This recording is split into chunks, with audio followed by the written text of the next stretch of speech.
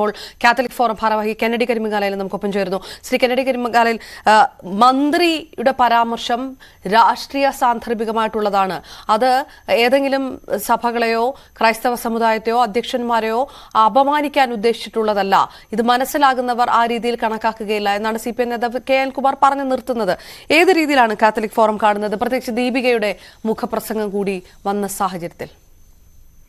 അപ്പോൾ സഭയെയും സഭയുടെ മേലധ്യക്ഷന്മാരെയും ബിഷപ്പുമാരെയും ആകെ തന്നെ ഇത്തരം കളിയാക്കലുകളുടെയും പരിഹസിക്കലുകളുടെയും എല്ലാം ഒരു ദിവസം കടന്നുപോയി. 24 മണിക്കൂറിന് ശേഷം ദീപികയുടെ മുഖപ്രസംഗം ഇത്തരത്തിൽ വളരെ എന്താ പറയാ ശക്തമായ രീതിയിലുള്ള ഒരു അഭിപ്രായം സഭയുടെ തന്നെ മുഖപത്രമായ ദീപിക രേഖപ്പെടുത്തിയിട്ടും പുച്ഛിക്കുകയാണ്.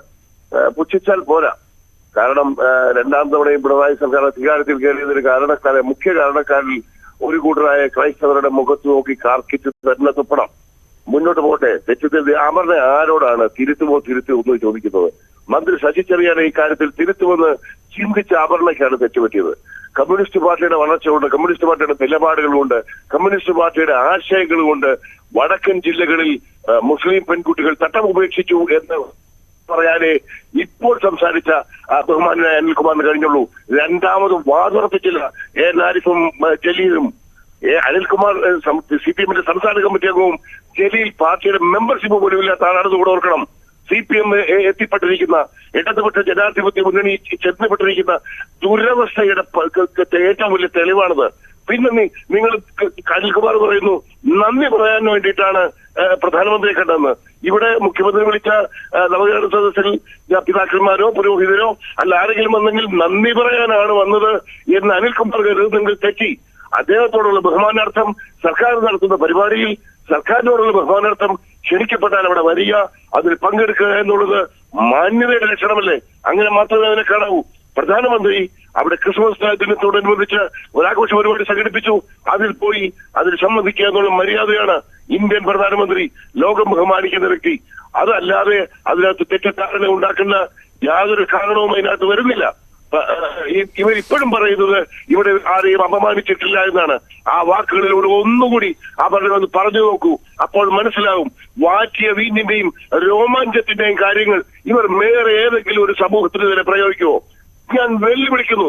ഒരു ഇഫ്താർ ദിനത്തിൽ പങ്കെടുത്ത ഏതെങ്കിലും ഒരു മുസ്ലിം പുരോഹിതർക്കെതിരെ, മുസ്ലിം നേതാക്കൾക്കെതിരെ ഇമാതിരി ഈ വടികുത്തിയ വാക്കുകൾ പറയാൻ അനിൽകുമാർ. അതായത് ശ്രീ കെന്നഡി കരിമംഗാലയിൽ ദീപികയുടെ മുഖപ്രസംഗത്തിലും പറയുന്നു മറ്റൊരു സമുദായത്തെ പ്രീതിപ്പെടുത്താൻ വേണ്ടിയിട്ടാകാം ഇങ്ങനെ നിലപാടുകൾ എടുക്കുന്നത് എന്ന് സംശയിക്കുന്നത് എന്ന് പറയുന്നു. താങ്കൾ പറഞ്ഞതുമായി ഞാൻ കൂട്ടിച്ചേർത്ത് ചോദിക്കുകയാണ്.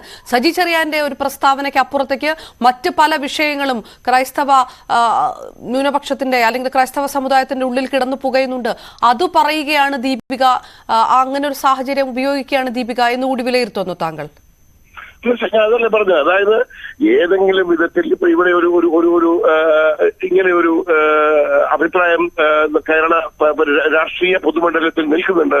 BJPയും ന്യൂനപക്ഷങ്ങളുമായി എടുക്കുന്നു, പ്രത്യേകിച്ച് ക്രൈസ്തവരുമായി ഒരു ബന്ധം ഉണ്ടായി വരുന്നു എന്ന് ഒരു വാർത്ത നിൽക്കെ ഇത്തരം പദപ്രയോഗങ്ങളും ഇത്തരം ചെയ്തികളും അതിന് ഗുണം ചെയ്യുമോ ദോഷം ചെയ്യുമോ എന്ന് ചിന്തിക്കേണ്ടത് ഇവരല്ലേ? ഏതെങ്കിലും വിധത്തിൽ ഇവരെ പിന്താങ്ങുന്നുണ്ടെങ്കിൽ ഇന്ന് റോഷി അഗസ്റ്റിൻ രംഗത്ത് വരേണ്ടി വന്നു. റോഷി അഗസ്റ്റിൻ രംഗത്ത് വന്നില്ലെങ്കിൽ ആ പാർട്ടിക്ക് നിലനിൽപ്പുണ്ടാവുമോ? അപ്പോൾ LDFിൽ നിന്ന് ഒരു കക്ഷിയെ തന്നെ പുറന്തള്ളാനുള്ള ആദ്യത്തെ ശ്രമം തുടങ്ങിക്കഴിഞ്ഞു എന്ന് വേണം മനസ്സിലാക്കാൻ. കേരള കോൺഗ്രസ് മാണിക്ക് പുറത്തോട്ടുള്ള വഴി ചൂണ്ടിക്കഴിഞ്ഞു CPM. ഇവിടെ LDF തകർച്ചയുടെ തുടക്കത്തിന്റെ ഒരു ലക്ഷണമായി തന്നെ ഇതിനെ കാണണം. അപർണ, LDFിന് ഇനി ഒരു തെരഞ്ഞെടുപ്പിനെ ഈ ഒരു രീതിയിൽ LDFിന് കൂട്ടായി അല്ല. പക്ഷെ റോഷി അഗസ്റ്റിൻ പറഞ്ഞത് ഒരല്പം ഡിപ്ലോമാറ്റിക് ആയിട്ടുള്ള ഒരു നിലപാടല്ലേ റോഷി അഗസ്റ്റിൻ എടുത്തിരിക്കുന്നത്? അതൊരു പാർട്ടിയുടെ ഒരു മുന്നണിയുടെ നിലപാടല്ല എന്നതിൽ കവിഞ്ഞൊന്നും അദ്ദേഹം പറയുകയുണ്ടായല്ലോ.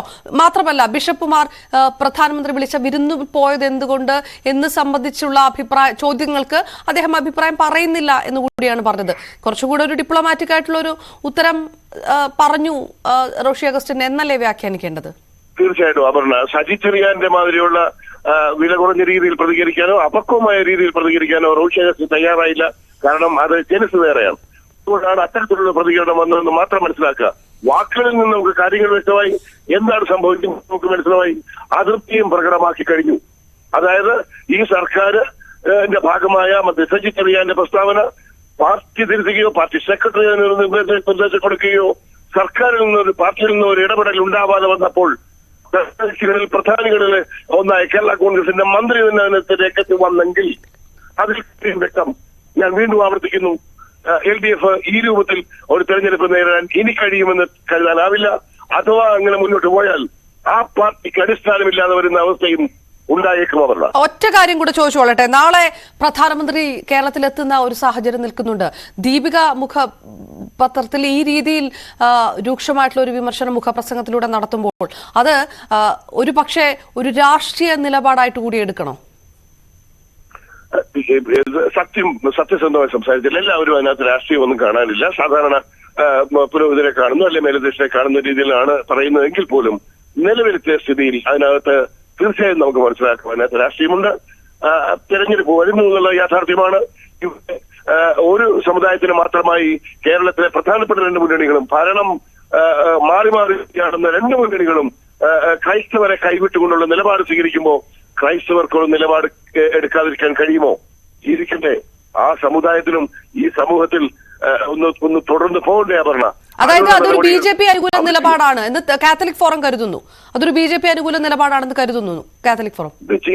ജനാധിപത്യത്തിൽ പ്രധാന പങ്ക് വഹിക്കുന്ന പൊളിറ്റിക്കൽ പാർട്ടിയാണ് BJP. ഇന്ന് ഭരിക്കുന്ന പാർട്ടി തന്നെയാണ് BJP.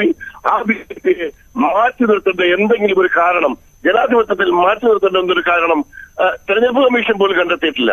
ഇന്ത്യൻ ജനതയ്ക്ക് വിശ്വാസമുണ്ടെങ്കിൽ ക്രൈസ്തവർ എന്തിനും മാത്രമായി മാറ്റി നിർത്തണം. ഓക്കെ, വളരെ നന്ദി ശ്രീ കെന്നഡി കരിമ്പകലെ, കാത്തലിക് ഫോറത്തിന്റെ പ്രതിനിധിയാണ്. ഏതായാലും ഈ വിഷയത്തിനകത്ത് രാഷ്ട്രീയമുണ്ട്, രാഷ്ട്രീയ നിലപാടായിട്ട് തന്നെ വ്യാഖ്യാനിക്കാവുന്നതാണ് എന്നുള്ളൊരു അഭിപ്രായം കാത്തലിക് ഫോറത്തിന്റെ പ്രതിനിധി ന്യൂസ് 18നോട് പ്രതികരിച്ചിരിക്കുന്ന ഒരു സാഹചര്യമുണ്ട്. അതേ